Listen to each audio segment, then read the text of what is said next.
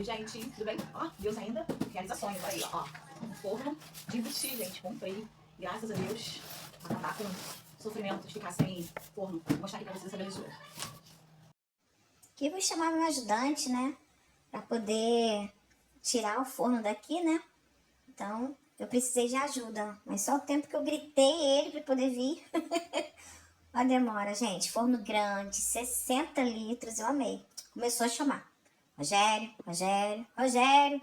Chamei quase as 10 vezes para ele poder me atender e conseguir tirar essa caixa, gente. Olha, que luta, hein? Que luta. O chulão, gente, eu acho assim que o levantamento. Que lindo! Vou mostrar pra vocês.